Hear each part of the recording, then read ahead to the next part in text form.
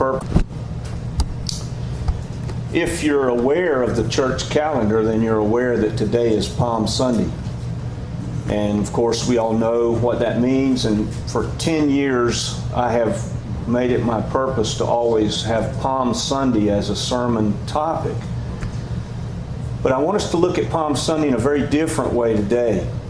One of the authors of history has said that Jesus and Caesar met in the arena, which is true.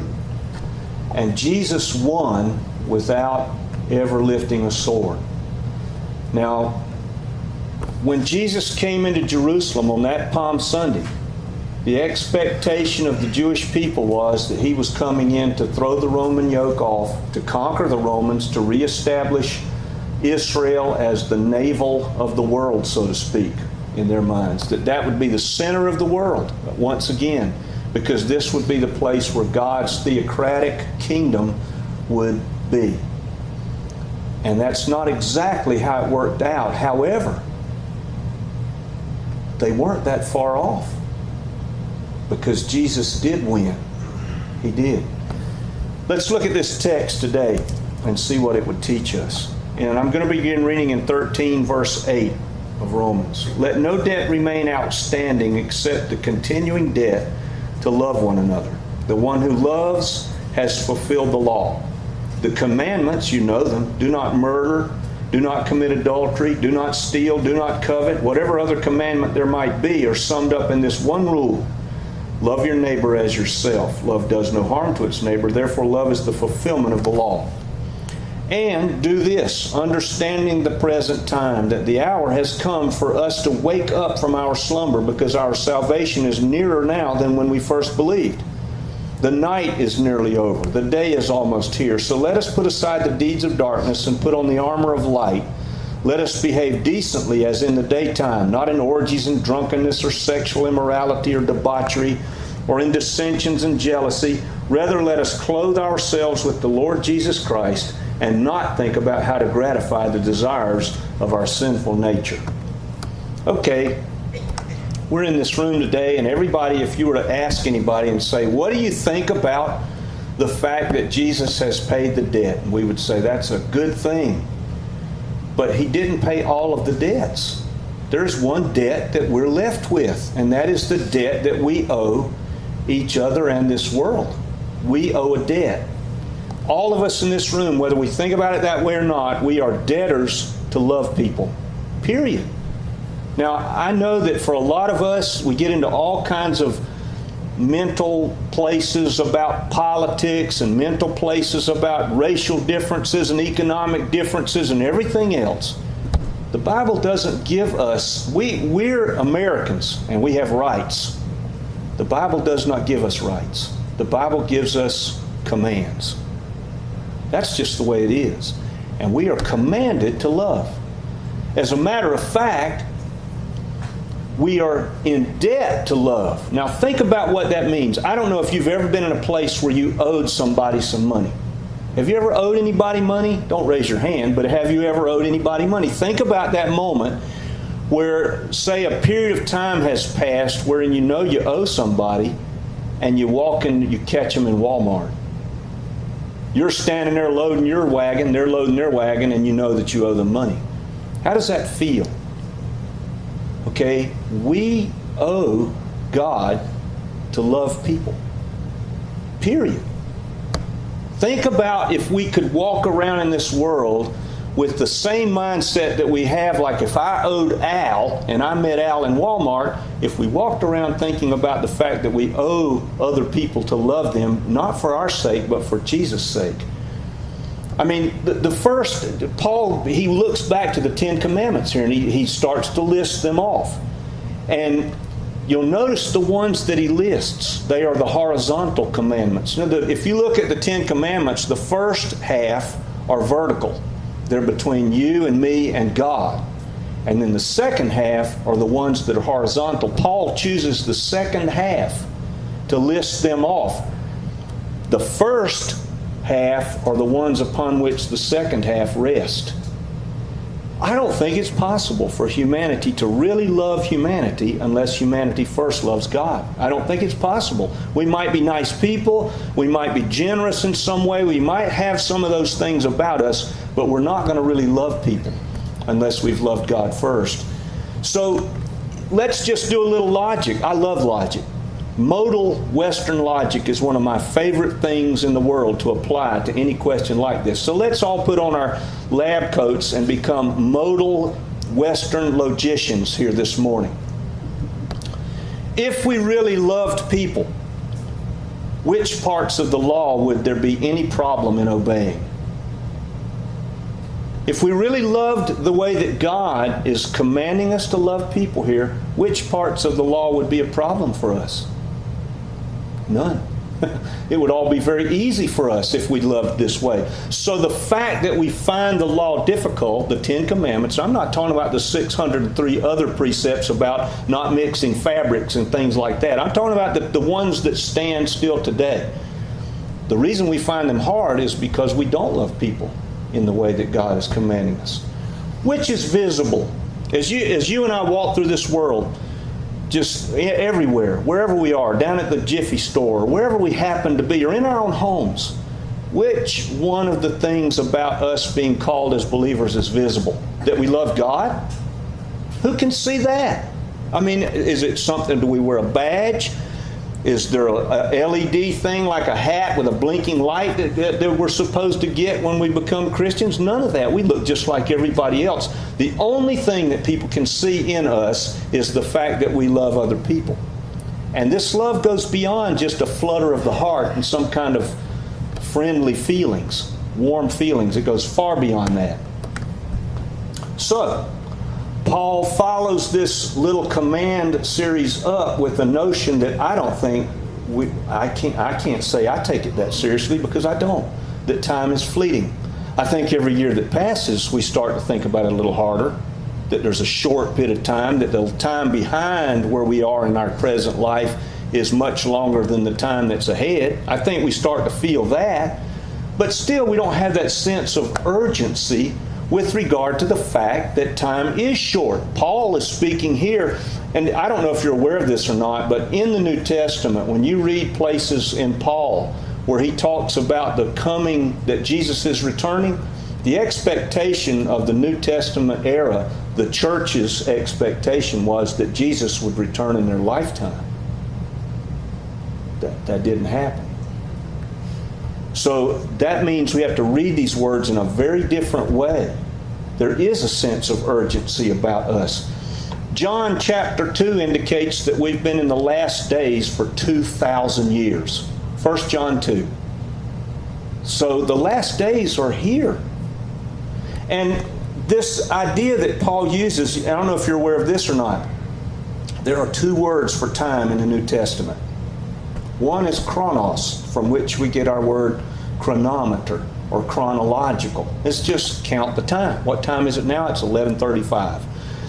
That's chronology. The other is kairos, and that is a time that has significance. The kairos moment, the moment in our lives when something of great importance has come. And Paul says those are the times in which we live. We live in a kairos way. We're no longer living in just chronos, marking the times awaiting death. That is not how we're commanded to live. Now, Paul uses some really strong words, and I want to let you hear some of these words because I think as you hear some of them, you'll get some picture of just how serious Paul is about this. He says, don't be drunk. And he uses, this is just fascinating to me. I don't know how many of you like etymology. That is the study of the origin of words. I love words. And this is one that I just find fascinating. The word he uses for don't be drunk is Matthias. Matthias. That's where we get our word methane from. That's where we get the word with regard to methyl alcohol. And he says, don't be Matthias. Don't be drunk. Don't be filled with alcohol. Koitas, the word for bed with regard to sexual immorality. He says, Aseleias, which is a very difficult one to pronounce. This one is like almost, I can't express it without being crude up here. When Paul uses this word, This is to say to somebody, you are so rotten that you can't even feel your rot. That you have no remorse, you have no concern, Paul is saying. Don't be like that. Don't be in a place where we feel absolutely no shame about anything we do or are. Eris, which is strife, but it's a different kind of strife. It's not the kind of strife where you and I might just have a disagreement over who should be elected president. It's not that kind of strife. It's the kind of strife that says, I will not be bettered by anybody. I don't care what you say to me. I don't care what you do. You will not get the upper hand. That's eris. And then zelos, from which we get our word zealous. Now, being zealous about things can be a good thing, but the word in Greek has two meanings, and one of them is we're not content. Tammy brought this out. I talked about it last week in church. The idea of being at the birthday party and the kid gets the bike and you're just having to sit and go, oh, that's great. I'm so glad that my friend got the bicycle that I've been looking at for a long time, and I've got to be happy about that now. Not content with what we have, and not even content to allow someone else to be blessed. That's zelos.